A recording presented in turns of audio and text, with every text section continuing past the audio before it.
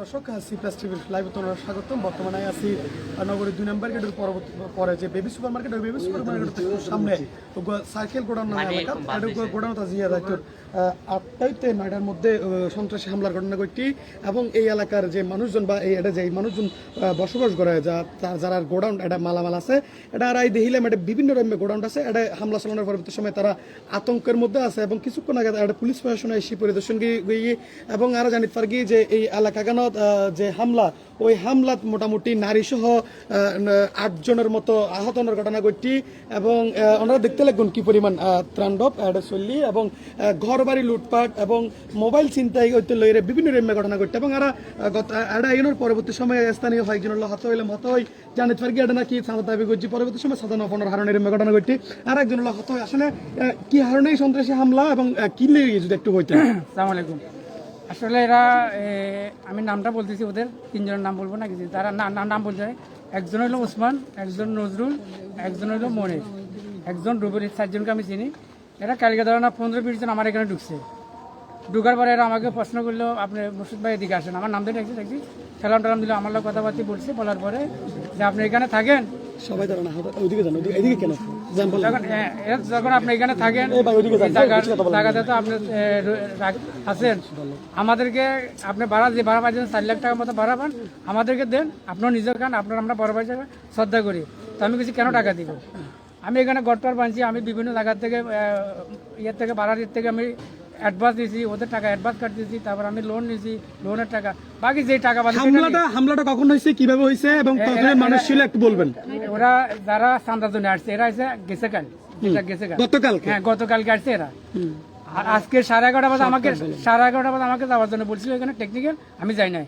না যাওয়াতে এরা আজকে রাত্রে আসি, মানে আমার বাড়ির আসি, আমার পরিবার, আমার ছেলে মেয়েদের উপর মানে তারাই হামলা করছে। আমি ছিলাম না বাসাতে। এখানে কয়টা পরিবারের উপর হামলা হয়েছে? এখানে এটা আমি বলি, এখানে আমার ঘর, আমি আমার পরিবার, এখন আমার 2 কারখানার 3টা কারখানার ছেলেরা মারছে ওরা, এখন মোবাইলে নিয়ে গেছে এখানে। আচ্ছা, আপনার উপর কে হামলা করছিল? কারা কিভাবে কি দিয়ে হামলা করছে?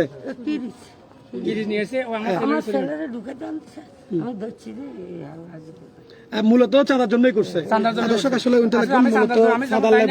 হামলার ঘটনা ঘটতে বলে সিসিটিভি ক্যামেরা দ্বারা দেখে আসলে প্রচুর পরিমাণ মানুষ কিন্তু প্রচুর পরিমাণ ভিডিও সিসিটিভি ফুটেজ দিয়ে প্রচুর পরিমাণ হামলাকারী কিন্তু বোঝেন এসি। ইতিমধ্যে আরো জানতে পারি বৈষম্য বিরোধী ছাত্র আন্দোলনের যে সমন্বয়ক, তারা ছাত্র প্রতিনিধি তারা লোক আর একটু আসলে তারা কি জানি আসলে আপনারা আসছেন এখানে কি জানতে পেরেছেন যদি একটু ঘটনা। আমরা যখন তাৎক্ষণিকভাবে জানতে পেরেছি, আমাদের কাছে একটা কল আসছে যে বেবি সুপার মার্কেট এলাকাধীন এক জায়গায় চাঁদাবাজির একটা ঘটনা ঘটেছে। যখন তারা চাঁদা দিতে অস্বীকৃতি জানায়, তখন তাদের উপর ব্যাপকভাবে হামলা করে। তখন আমরা তাৎক্ষণিক খুলশী থানায় গিয়েছি এবং সেখানের অফিসারদেরকে জানিয়েছি একটা মামলা লেখানোর জন্য।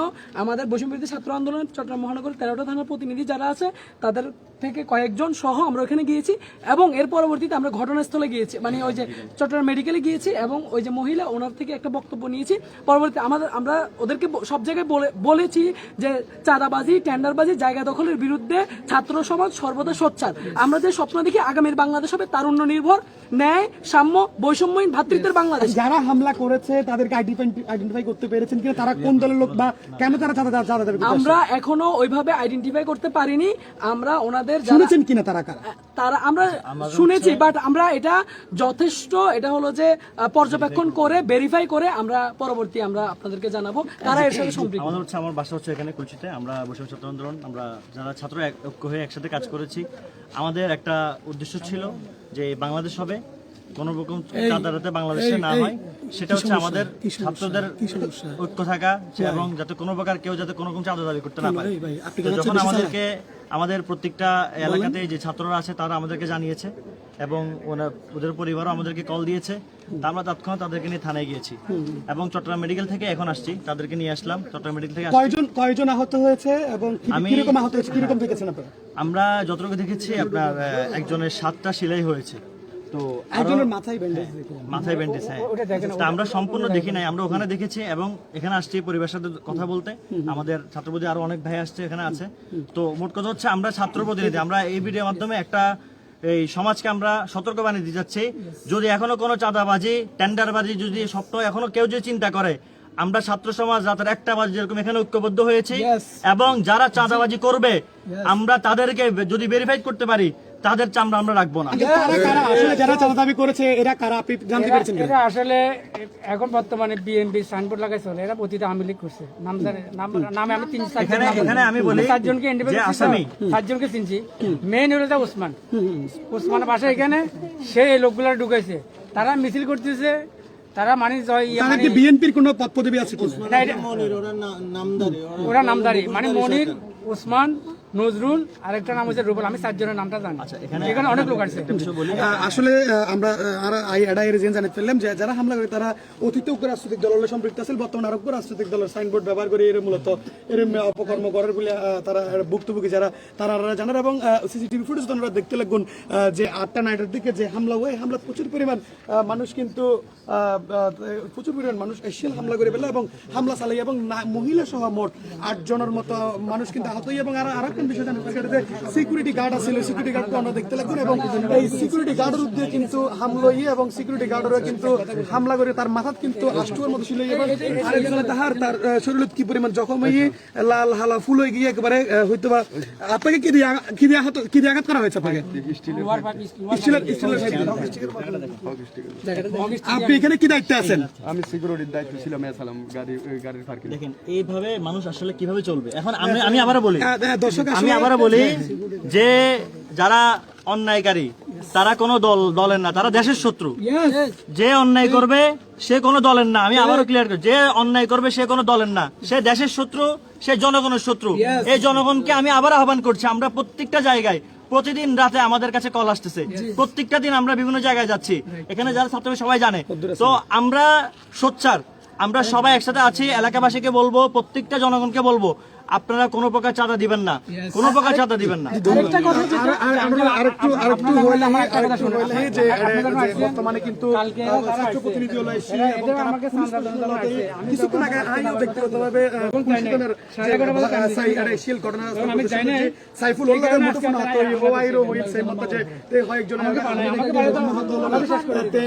চট্টগ্রাম মেডিকেল কলেজ হাসপাতালে যাইরা চিকিৎসা লেভেল হই এবং পরবর্তীতে আইনগত ব্যবস্থা লেবার হতো কিন্তু জানাই। এবং এর আইন এতটুকু দেখি যে এই এলাকাগুলোত প্রচুর পরিমাণ কিন্তু বিভিন্ন কোম্পানির বিভিন্ন প্রতিষ্ঠানের গোডাউন আছে, মূলত এই গোডাউন এলাকা।